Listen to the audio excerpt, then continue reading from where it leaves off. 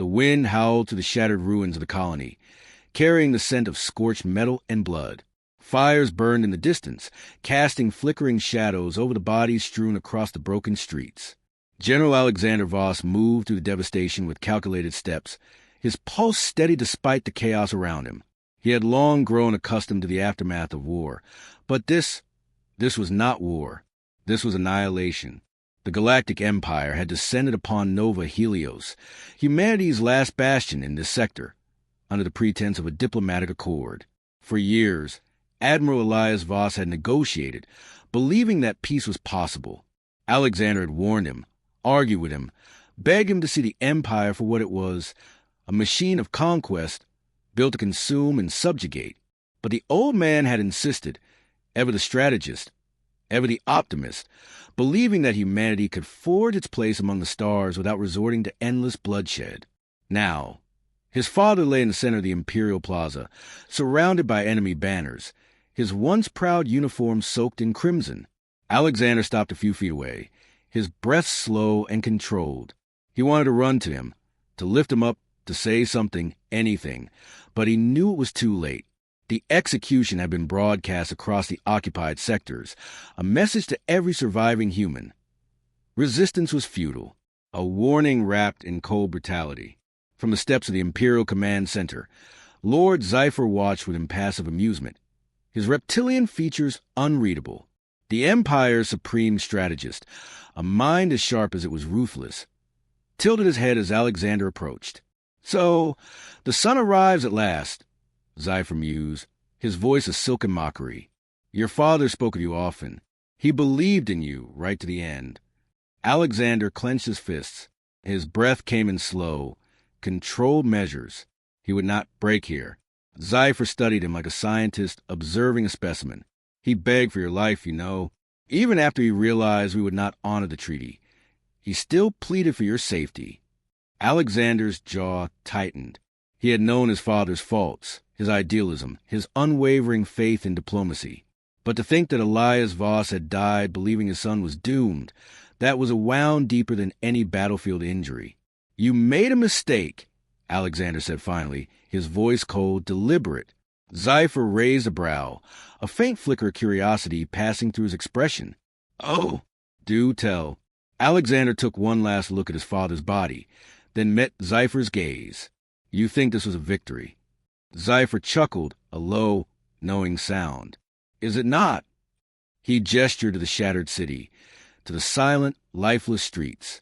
"Your people are broken, General. You stand alone." Alexander said nothing. He turned, walked away from the plaza, his boots echoing against the cold stone.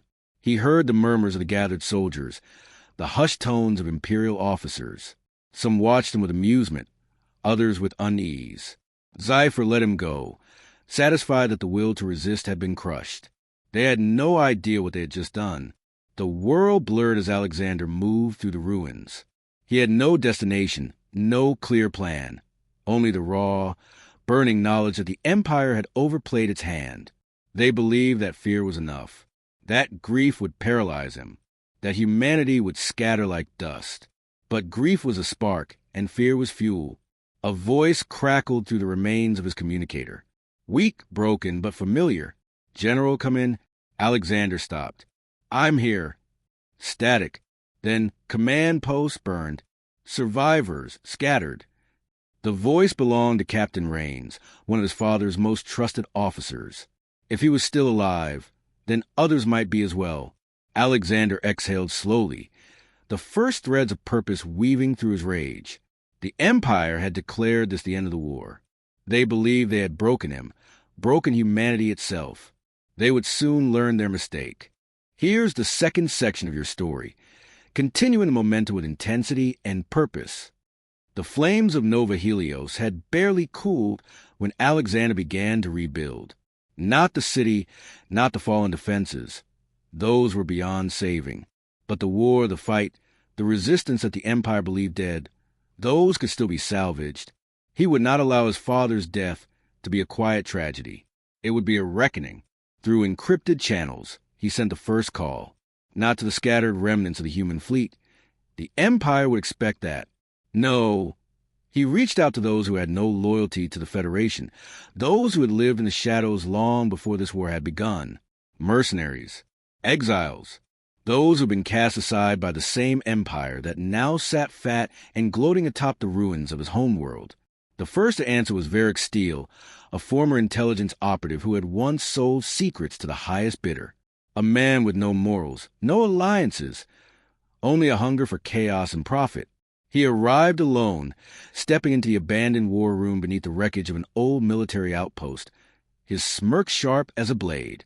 "Never thought I'd see you crawl back from the dead, General," Varric said, leaning against the metal table, inspecting a cracked display screen, as if this war were merely another job. "Empire really screwed up, huh?" "They made a mistake," Alexander said. Varric's grin widened. "That's so." Alexander met his gaze, voice cold. "They left me alive." There was no amusement in Varric's eyes now, only calculation. He straightened, nodding once. "Then let's get to work." Others followed in the days that came. The Helldivers, a notorious band of human and alien insurgents, arrived with stolen Imperial weapons and an arsenal of grudges. Dr. Illyria Cade, a cyberneticist exiled for conducting unethical experiments, offered enhancements that would push soldiers beyond their limits. Captain Rains, battered but unbroken, gathered the last survivors of Nova Helios, their eyes dark with grief and fire. Alexander stood before them all, the flickering lights of the underground hideout casting deep shadows across his face. He did not give them speeches of hope or unity. Those had died with his father. Instead, he gave them something far more powerful: revenge. The first strike came swift and merciless. An Imperial supply convoy, lightly guarded, moving through a distant system where no resistance was expected. They hit hard, moving through the darkness like wraiths, leaving nothing but wreckage in their wake. Supplies that should have fed the Empire's war machine were instead funneled into the hands of the Resistance. Weapons, rations, power cores. Everything they needed to turn ghosts into an army. The next assault was bolder. A communications outpost on the fringes of Imperial territory, where transmissions from command flowed like lifeblood. They hit fast, cutting through defenses before the alarms could even reach the capital. By the time the Empire realized what had happened, Alexander had decrypted entire fleets' worth of strategic data. Then, finally, came the moment he had been waiting for. An Imperial commander, captured during the raid, now sat shackled in a cold, dimly lit chamber, his uniform torn, his face bruised. Commander Drales had been an architect of the Nova Helios massacre, one of Zypher's many loyal dogs. He sneered despite his injuries, convinced of his own invincibility. "You think this matters?" Drales spat, his voice laced with disdain. "You think you're winning?" Alexander stepped forward, slow and deliberate, his gaze locked onto the man's with unshaken resolve. "No," he said quietly. "Not yet." Drales laughed, shaking his head. "The Empire will hunt you down. They will burn every rock you hide beneath." Alexander leaned in, his voice as cold as the steel walls around them. "Let them come." And come they did. Lord Zypher's wrath was swift. Enraged by the resurgence of resistance, he unleashed the full weight of the Imperial Armada, raising entire colonies suspected of harboring rebels. Innocents were slaughtered in the thousands. Their deaths meant as a warning. Alexander watched the reports in silence, his hands folded before him. His people saw only the horror, the cruelty, the unrelenting force of an empire determined to crush them. But Alexander saw something else. Desperation. The Empire was lashing out, no longer the calculated conquerors, but something far more vulnerable. A beast wounded and enraged. They feared him now, not as a soldier, not as an insurgent, but as a force that could not be extinguished. "We're not here to fight them on their terms," Alexander told his gathered commanders. "They want to draw us out, to make us desperate. We will not give them that satisfaction." Varric, sitting at the edge of the war table, spun a stolen Imperial data pad between his fingers. "Then what's the play, General?" Alexander looked over the star map, tracing the routes of Imperial fleets, supply lines, weak points in their defenses. Every battle, every loss, every moment of suffering, they had all been leading to this. "We make them bleed. And so, the war began in earnest. The Imperial fleet moved with precision, its cold steel vessels cutting to the void like blades. Lord Scifi stood on the bridge of his flagship, hands clasped behind his back, eyes fixed on the holographic display before him. The rebels had become more than a nuisance. They had become a wound, one that festered, spreading deeper into the Empire's control with every strike. It was an infection that needed to be burned out. "Has the trap been set?" he asked without turning. "Yes, my lord," replied Commander Varkesh, his reptilian features gleaming under the dim bridge lights. "We allowed the transmission to be intercepted. They will come." Scifi exhaled through his nostrils, a slow, deliberate sound. "Then we end this." Across the sector, Alexander Voss studied the very same intercepted transmission. A high-ranking Imperial admiral was reportedly moving a prototype warship, one with the potential to turn the tide of battle permanently in the Empire's favor. The information had come through fractured codes, buried in layers of deception, but his team had cracked it. The ship was moving through Kelvaris 9, a dead system where no one should have been. It was bait. Too perfect, Varric muttered, arms crossed. "They want us to hit this." "They do," Alexander agreed. His fingers tapped against the surface of the war table, eyes locked onto the blinking red indicator of the warship's projected route.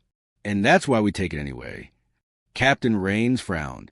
"We don't have the numbers for a full-scale engagement. If this goes wrong..." Alexander cut him off. "It won't." Silence followed. None of them had ever doubted him before, but this was different.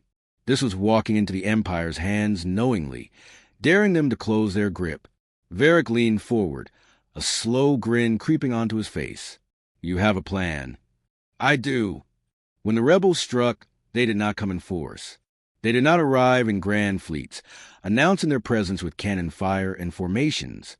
Instead, they moved like shadows, slipping past early warning beacons, using stolen codes to pass through automated defenses. By the time the Imperial fleet registered their presence, it was already too late. Alexander's forces did not engage directly. They disrupted, sabotaged, mined the pathways of Imperial reinforcements, so that when the real fight began, the Empire's own might would be its undoing. Explosions rippled through the void, not from rebel firepower, but from the Empire's own missteps, their ships colliding, their formations fracturing. On the bridge of the Imperial flagship, Scifi's eyes narrowed.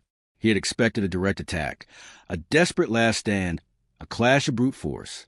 Instead, his fleet was bleeding apart in a storm of chaos, and the warship, the very bait he had dangled, was now in the rebels' hands. "Voss!" he whispered, understanding too late. Alexander stood aboard the stolen warship, its systems rapidly bending to his will as his forces secured the bridge. The Imperial crew had been neutralized with precision, the transition to control seamless. He pressed a hand against the console, watching the Imperial fleet spiral into disorder. "They always think power is about control," he murmured.